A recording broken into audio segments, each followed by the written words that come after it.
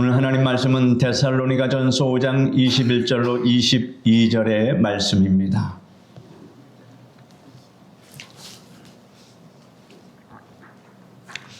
제가 말씀을 읽어드리겠습니다. 범사에 헤아려 좋은 것을 취하고 악은 어떤 모양이라도 버리라. 오늘은 마땅히 버릴 것, 이러한 제목으로 말씀해 드리겠습니다. 옛날에 동네에는 마을 전체가 사용할 수 있는 공동 우물이 있었습니다. 우물터에서 빨래도 하기도 하고 또 물을 길어다 먹기도 했습니다. 상수도가 아직 깔리지 않았기 때문입니다. 제 어릴 적 기억에 밤에 우물에 가서 물동이를 떠오면, 물동이에 그 물을 길어오면 그 속에 작은 송사리 같은 물고기가 들어 있었던 것이 기억이 납니다. 참 재밌었습니다. 사람들이 식수로 사용하는 우물은 자주 청소하지 않으면 먹을 수가 없습니다. 동네 개구장이들이 돌멩이나 나무 토막을 집어넣기도 하고 또 바람이 불면 지푸라기든가 나무 잎사귀들이 날아 들어가기도 합니다. 때로는 두레박도 빠져서 녹이 쓴 채로 바닥에 잠겨 있는 것도 보입니다. 그럼에도 불구하고 우물을 그대로 방치해두면 그 우물들은 썩어서 악취가 나게 됩니다. 그래서 마을 공동으로 날을 잡아서 그 우물을 전부 퍼내서 깨끗하게 청소하는 장면도 보았습니다. 또 우리가 사는 집도 마찬가지입니다. 아무리 값비싼 가재도구가 있는 집이라고 하더라도 쓰레기를 버리지 않고 집안에서 가득 쌓아둔다면 그 집은 얼마 가지 않아서 악취가 나고 벌레들이 득실거릴 것입니다. 우리가 우물이나 집안을 깨끗이 청소하고 쓰레기를 버리듯이 마음속에 생기는 쓰레기와 같은 요소들도 청소를 해야 합니다. 오늘 우리가 마땅히 버려야 할 마음속에 생기는 쓰레기는 무엇이며 그것을 청소하는 방법에 대해서 말씀해 드리겠습니다. 첫째로 우리 마음속을 병들게 하는 원망과 불평을 버리십시오. 여러분 마음속에 어떤 원망이나 불평의 마음이 있으십니까? 마음속에 불평과 원망이 가득 차게 되면 삶의 향기는 다 사라져 버리고 맙니다. 성경에는 원망, 불평으로 인해서 하나님께 버림을 받은 사람들의 이야기가 많이 기록되어 있습니다.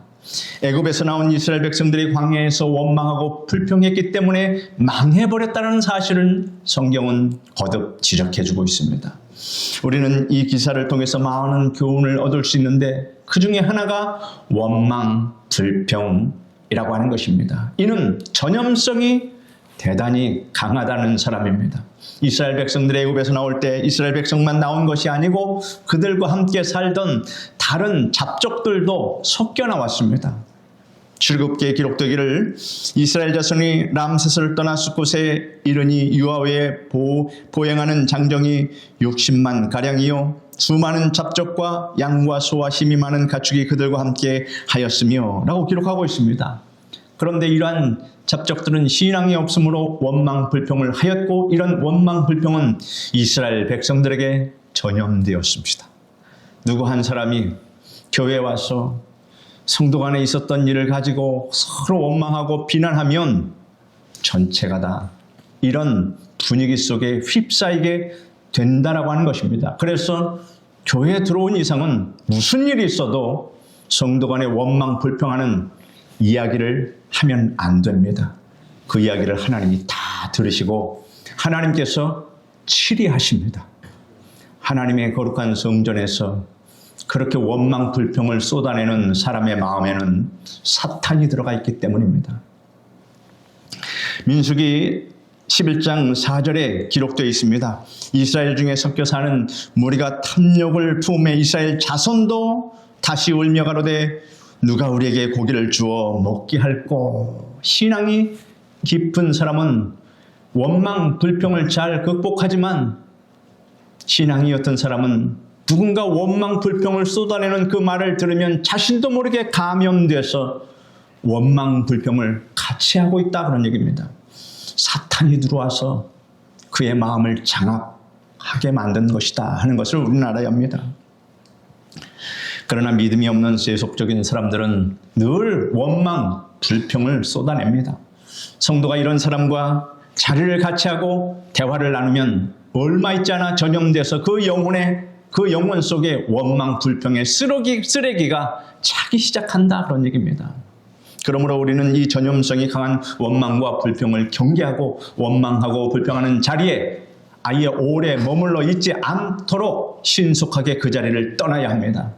원망과 불평은 전염성이 있을 뿐만 아니라 습관적입니다. 성도가 원망, 불평을 하기 시작하면 습관이 되어서 조금만 안 좋은 일이 생겨도 당장 원망하고 불평합니다. 이스라엘 백성들의 원망, 불평이 얼마나 습관이 되어 있는지를 한번 제가 여러분들에게 자세히 설명해 드리겠습니다.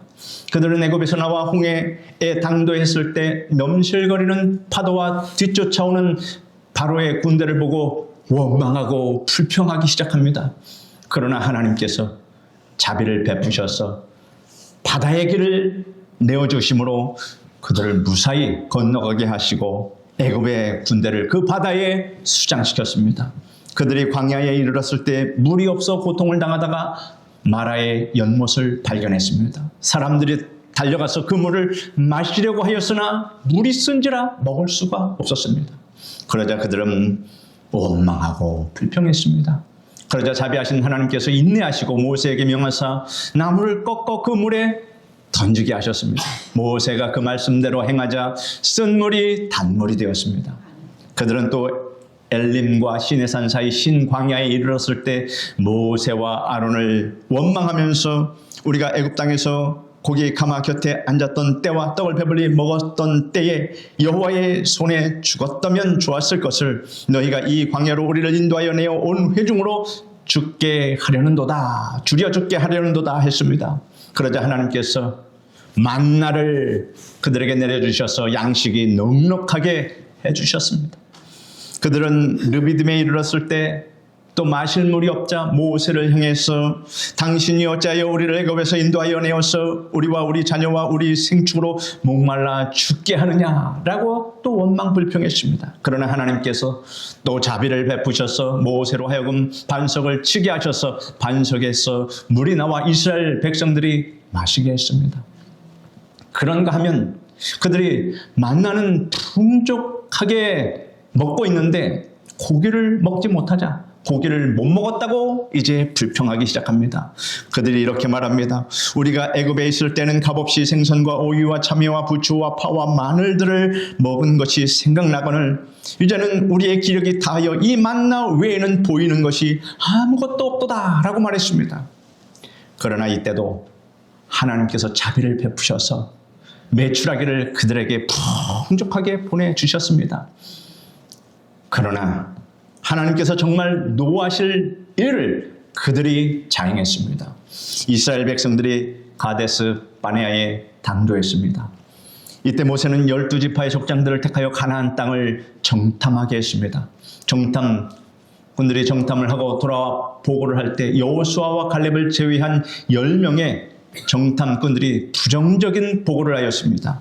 이 보고를 들은 이스라엘 백성들은 거칠게 하나님께 원망하고 모세를 원망했습니다. 그 결과 그들은 하나님의 심판을 받아서 40년 동안 광야에서 유리방황하게 되었습니다. 그런가 하면 고라와 다단과 아비람과 온이 당을 짓고 모세와 아론을 대항하다가 가족들이 함께 몰사당했을 때 이스라엘 백성들이 또 원망하여 이르기를 너희가 여호와의 백성을 죽였도다 라고 했는데 이 일로 말미암아 무려 14,700명이 하나님의 심판을 받아서 연병으로 죽기도 했습니다. 또 가데스 광야에서 그들은 물이 없다고 원망했습니다. 이때 하나님께서 모세에게 말했습니다.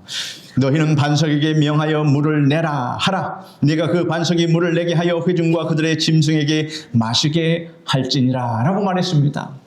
그런데 모세가 이때 이스라엘 백성들의 태도에 얼마나 화가 났던지 저들이 무슨 일만 있으면 원망하고 불평하니 모세도 뿔이 났습니다.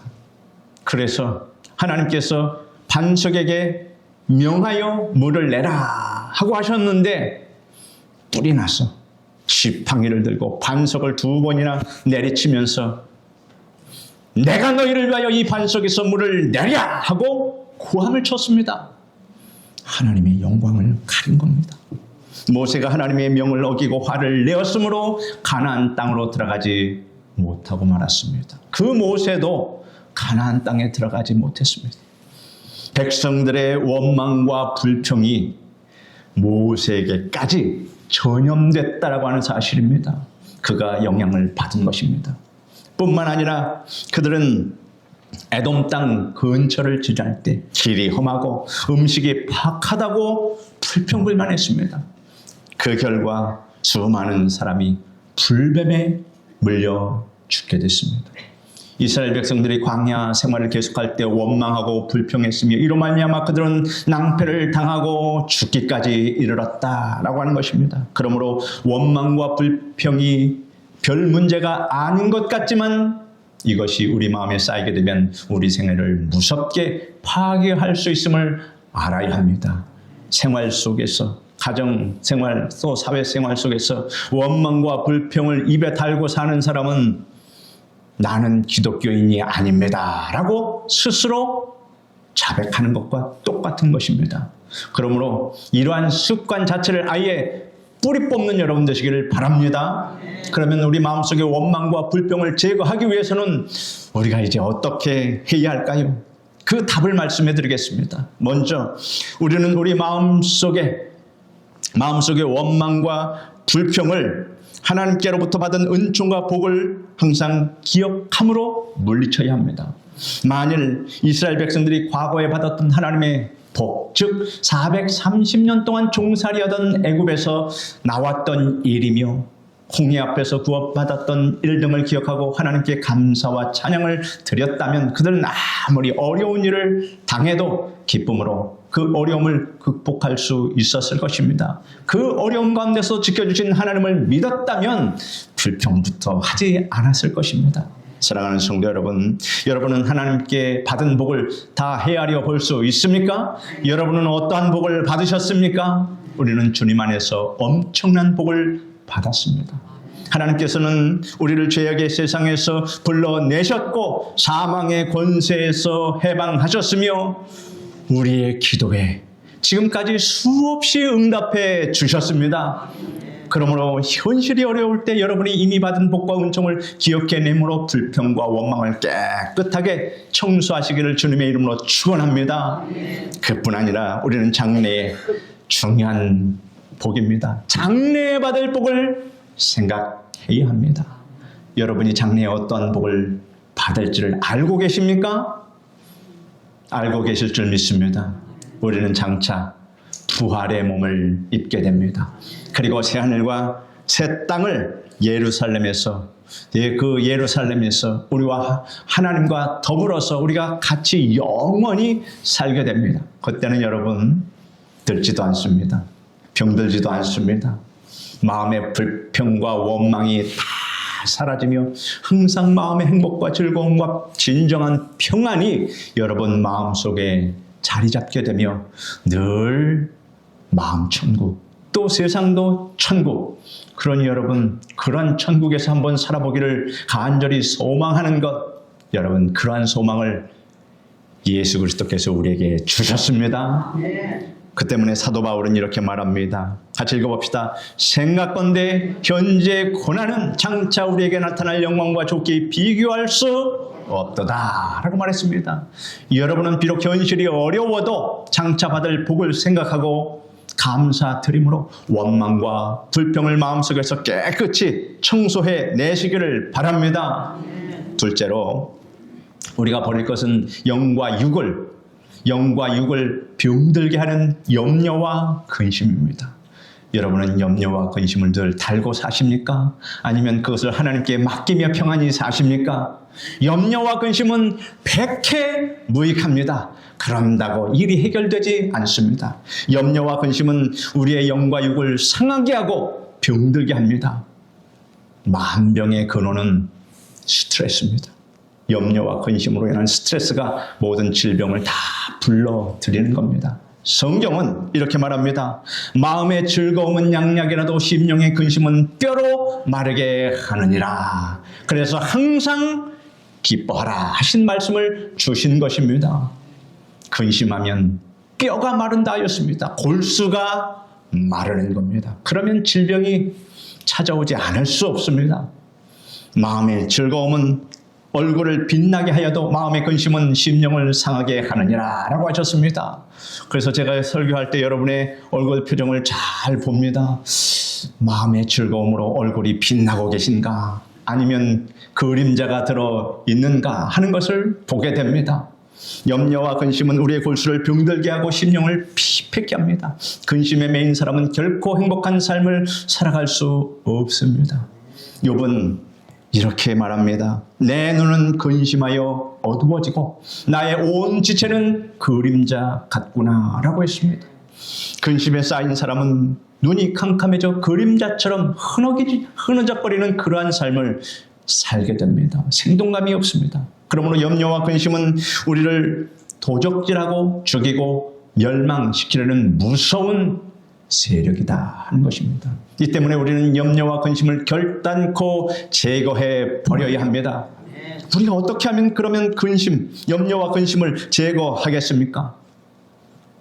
하나님께서 함께 하시고 도와주십니다 라는 것을 철저하게 믿으셔야 합니다.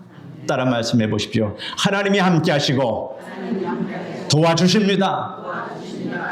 성경은 너희 염려를 다 주께 맡기라. 이는 그가 너희를 돌보심이라 라고 말씀하셨습니다. 여러분은 하나님의 돌보심을 받는 하나님의 백성입니다. 하나님의 약속이 없다면 우리는 염려와 근심을 해결할 길이 없습니다.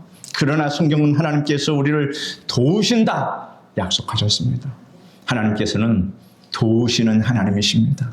나를 도우시는 하나님이십니다. 그러므로 우리는 도우시는 하나님께 염려를 맡겨야 합니다. 어린 자녀가 근심이 있고 걱정이 되는 거 있으면 항상 엄마든 아빠든 불러서 자기의 마음을 이야기하면서 상의하지 않습니까? 그러면 엄마 아빠가, 능력이 많으신 엄마 아빠가 그것을 대신 해결해 주는 경우가 많이 있습니다. 그러나 우리 하나님은 육신의 부모님과는 차원이 다르신 영적인 하나님, 전지전능하신 하나님이니 나의 근심과 걱정을 해결할 수 있는 능력이 차고도 넘치시는 하나님이시라 라고 하는 것을 아시기를 바랍니다. 그런데 우리가 염려를 하나님께 맡기려면 이제 어떻게 해야 할까요? 여러분의 염려를 맡기려면 어떠한 방법이 필요합니까? 빌립보서 4장 6절로 7절에 아무것도 염려하지 말고 오직 모든 일에 기도와 간구로 너희 감사할 것을 하나님께 감사하고 아뢰라. 그리하면 모든 지각에 뛰어난 하나님의 평강이 그리스도 예수 안에서 너희 마음과 생각을 지키시리라. 하나님이 마음과 생각을 지켜주셔야 여러분의 마음이 평안해집니다. 우리는 기도와 간구로 염려와 근심을 하나님께 맡겨야 합니다. 기도는 하나님께 나의 염려와 근심을 맡겨드리는 탁월한 방법입니다. 우리가 기도로 염려와 근심을 하나님께 맡기면 하나님께서 우리에게 먼저 무엇을 주시는지 아십니까? 마음의 평강을 주십니다. 당장 문제가 해결되지 않더라도 하나님께서 문제를 해결해 주신다는 표시로 우리 마음속에서 평안을 갖게 하여 주신다 하는 것입니다. 그 다음 염려와 근심을 제거하기 위해서는 하나님께서 모든 것이 합력해서 선이 되게 해 주심을 믿어야 합니다. 하나님께서는 무궁한 지혜와 능력으로 우리가 기도로 하나님께 맡긴 모든 문제를 아름답게 변화시키셔서 우리에게 안겨주시려고 역사해 주십니다. 우리가 깨알 같은 글씨로 된 책을 계속 들여다보거나 작업장에서 같은 것을 계속 들여다보며 일을 하면 눈이 충혈되고 맙니다. 피로감도 쌓입니다. 그럴 때 안과에 가면 의사 선생님이 자주 고개를 들어 먼 곳을 바라보십시오 라고 충고를 해줍니다. 성도 여러분, 신앙생활을 할 때도 너무 현실만을 집착해서 바라볼 것이 아니라 눈을 들어 하늘을 우러러 먼 곳을 바라보는 여러분 되시기를 바랍니다. 그것이 하나님이 계신 곳입니다. 그러면 하나님께서는 우리에게 좋은 일, 굳은 일, 어려운 일, 곤란한 일이 다 합력해서 좋은 결과가 되도록 하나님께서 인도해 주십니다. 그 결과를 체험하며 살아가게 됩니다. 여러분이 하나님께서 도와주심을 믿고 모든 것이 합력하여서 은이 되게 하심을 믿을 때 염려 근심은 마음속에서 깨끗하게 청소할 수 있게 됩니다. 셋째로 우리가 버릴 것은 나 자신만을 학대하고 고문하는 미움과 원한입니다. 우리가 어떤 대상을 상대로 미움과 원한을 품으면 그 대상이 피해 입는 것이 아니라 자기 자신만 피해를 입게 됩니다. 미워하고 원한을 품은 사람은 음식 맛을 잃어버려서 음식을 제대로 먹지도 못하고 음식 맛도 못 느끼고 제대로 잠도 못 잡니다. 그러나 여러분, 상대편은 잘 먹고 두 다리 쭉 뻗고 잘 잡니다. 이러므로 미워하거나 원한을 품는 것은 자기 자신만 학대하고 고문하는 행위와 똑같습니다. 그러면 우리가 어떻게 해야 이 미움과 원한을 우리 마음속에서 제거할 수 있을까요? 우리는 우리 자신이 하나님께로부터 용서받은 것을 기억해야 합니다. 우리는 죄를 짓고 불의하고 추악하여 버림받아 마땅할 죄인이었는데 예수님을 통해서 하나님께서 모든 죄를 다 용서해 주시고 의롭다 하심을 주셨습니다. 여러분은 의인이라고 하는 사실, 거룩한 하나님의 백성이라고 하는 사실, 그 가운데는 죄가 없다라고 하는 것입니다.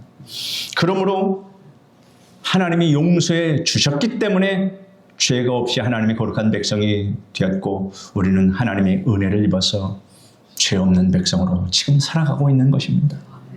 또한 우리는 다른 사람으로부터 용서받은 일을 기억해야 합니다. 우리는 부모님께로부터 많이 용서받았습니다. 우리는 또한 이웃들로부터 용서도 많이 받았습니다.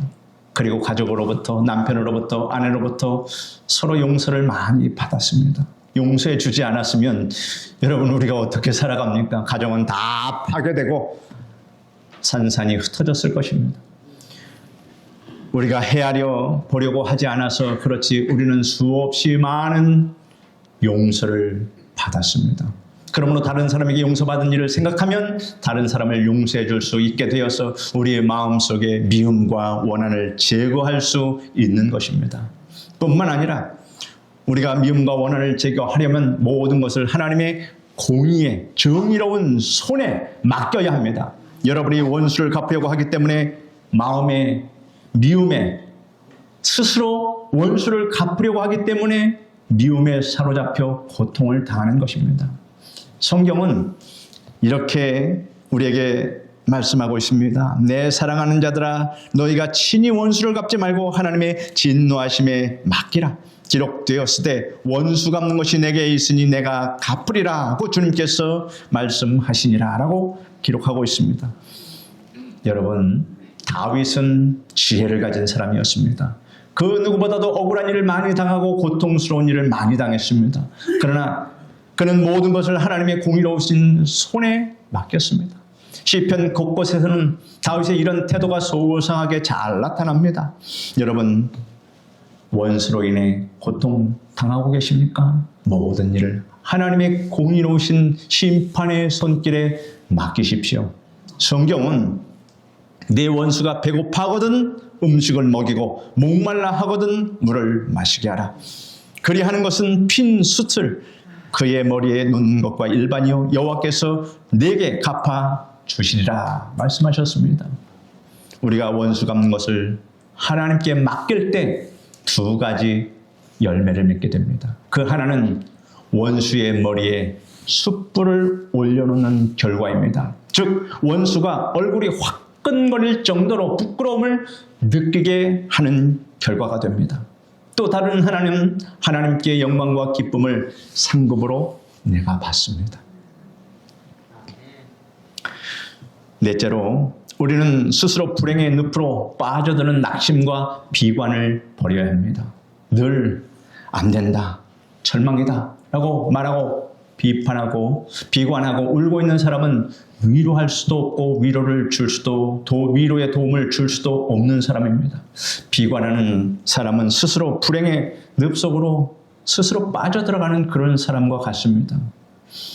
하나님께서는 오직 나의 의인은 믿음으로 말미암아 살리라. 또한 뒤로 물러가면 내 마음이 저를 기뻐하지 아니하리라 라고 말씀하고 있습니다. 낙심하고 비관하는 사람은 늘 부정적인 마음으로 되어서 뒤로 물러가는 사람입니다. 이러한 사람은 하나님께서 함께 하시지 않습니다. 가나안 땅을 탐지한 이스라엘 열 정탐꾼은 부정적이고 비관적인 정탐 보고를 함으로 백성들이 뒤로 물러가게 했습니다. 그러나 여호수아와 갈렙은 하나님의 권능을 믿고 진취적인 보고를 함으로 앞으로 나아가자고 했습니다. 하나님께서는 여호수아와 갈렙과 그 후손만을 가나안 땅으로 인도하여 들이셨습니다. 그러므로 여러분은 어떠한 상황에 있을지라도 낙심과 비관을 받아들여서 뒤로 물러가는 일이 없어야 하겠습니다. 그러면 우리가 어떻게 해야 낙심과 비관을 제거해 낼 수 있겠습니까? 어떻게 해야 우리 마음속에 들어있는 낙심과 이 비관을 청소해 버릴 수 있겠습니까? 우리는 변화된 우리의 모습을 바라보아야 합니다. 여러분은 변화된 성도라고 하는 사실을 믿으시길 바랍니다. 우리는 과거의 옛사람이 아닙니다. 우리는 그리스도 안에서 새롭게 태어났습니다. 이것을 거듭났다라고 말하고 있습니다. 그런데 교회를 다니면서 아직도 거듭나지 못한 사람은 참으로 안타깝고 세상적인 사람과 별반 차이가 없어진다라고 하는 것입니다. 우리에게는 위대한 보화가 있습니다. 바울은 말하기를 우리가 이 보배를 질그릇에 가졌으니 이는 심히 큰 능력은 하나님께 있고 우리에게 있지 아니함을 알게 하려 함이라. 우리가 사방으로 우겨쌈을 당하여도 쌓이지 아니하며 답답한 일을 당하여도 낙심하지 아니하며 박해를 받아도 버림바 되지 아니하며 거꾸로 뜨림을 당하여도 망하지 아니하고 라고 고백했습니다. 우리 속에는 보화가 들어있습니다. 예수님의 생명이 있습니다. 우리는 빛나는 존재가 되었습니다. 우리는 패배자가 될 수 없습니다. 비록 우리가 어려운 일을 당할지라도 이는 우리를 영화롭게 하는 한 과정에 불과합니다.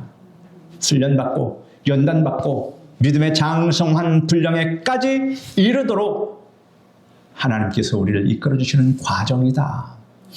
세상의 그 어떠한 세력도 우리의 신분을 변화시킬 수 없으며 우리를 넘어뜨릴 수 없습니다. 또한 우리는 하나님의 사랑 안에 거해야 합니다. 하나님이 세상을 이처럼 사랑하사 독생자를 주셨으니 하셨습니다. 독생자까지 우리를 위해 내어주신 하나님의 사랑 안에 거하는 여러분 되시기를 바랍니다. 여러분이 아무리 어려운 상황에 있다고 하더라도 하나님의 사랑 안에 거하십시오. 여러분이 하나님의 사랑 안에 거하는 이상 하나님께서는 여러분을 버리지 아니하시고 하나님의 모든 충만하신 것으로 충만케 해 주십니다. 그러므로 여러분은 주님 안에서 변화된 자신의 모습을 바라보고 하나님의 사랑 안에 거함으로 여러분의 마음속에 낙심과 비관을 몰아내시기를 바랍니다. 사람이 사는 곳에는 쓰레기가 생기지 않을 수 없습니다. 이처럼 살아있는 사람의 마음 속에도 여러 가지 쓰레기가 생기기 마련입니다. 우리 마음의 쓰레기는 원망과 불평, 염려와 근심, 미움과 원한, 낙심과 비관입니다. 어떤 것 하나 하나님께서 기뻐하실 내용이 전혀 없습니다. 이것 가지고 사탄이 여러분을 멸망시키려고 하는 것들입니다. 쓰레기들입니다. 여러분은 이러한 마음의 쓰레기가 쌓이지 않도록 내어버려 두셔서는 안 됩니다. 매일매일 새롭게 깨끗하게 청소해야 합니다. 그리스도인은 언제나 밝고 맑은 마음으로 살아갈 수 있는 자격과 능력을 부여받았음을 잊어서는 안 됩니다. 여러분은 원망과 불평이 다가올 때 이미 받은 은총과 복을 헤아리고 장차 받은 은총과 복을 바라봄으로 원망과 불평의 쓰레기를 마음속에서 제거하십시오. 또 염려와 근심이 다가올 때 하나님의 도우심을 구하고 하나님께서 합력하여 선을 주심을 믿고 염려와 근심의 쓰레기를 마음속에서 제거하십시오. 뿐만 아니라 미움과 원한이 다가올 때 하나님과 사람에게 용서받은 자신을 생각하고 원수 갚는 것을 하나님의 공의의 손에 맡김으로 미움과 원한의 쓰레기를 마음속에서 제거하십시오. 마지막으로 낙심과 비관이 다가올 때 보배롭게 변화된 자신을 바라보고 변치 않는 하나님의 사랑 안에 거함으로 낙심과 비관의 쓰레기를 마음속에서 제거하십시오. 성경은 같이 읽어봅시다. 범사에 헤아려 좋은 것을 취하고 악은 어떤 모양이라도 버리라 라고 말씀하셨습니다. 여러분은 마음을 깨끗하게 청소하여 밝고 환한 마음을 가짐으로 여러분의 믿음이 크게 역사할 수 있도록 하시기를 예수님의 이름으로 간절히 축원드립니다. 기도하겠습니다. 거룩하신 하나님 감사합니다. 우리 마음속에 있는 원망과 불평, 염려와 근심, 미움과 원한, 낙심과 비관, 이러한 것은 사탄 마귀가 우리에게 쓰는 하나님 아버지 수단이며, 이러한 것에 우리가 빠져 있으면 사탄 마귀는 우리를 자기의 종으로 삼고 우리를 회파합니다. 그러나 이런 것들을 날마다 깨끗이 청소하면 성령께서 우리 가운데 임하여 주셔서 우리가 하나님의 거룩한 자녀로 신앙생활을 기쁨으로 즐거움으로 하나님께 칭찬받는 삶을 살게 하여 주심을 믿습니다. 오늘 말씀을 우리 성도들이 잘 간직하여서 일상의 신앙생활 속에서 하나님의 기쁨이 되는 거룩한 성도가 다 되게 도와주시옵소서. 예수님의 이름으로 기도드립니다. 아멘.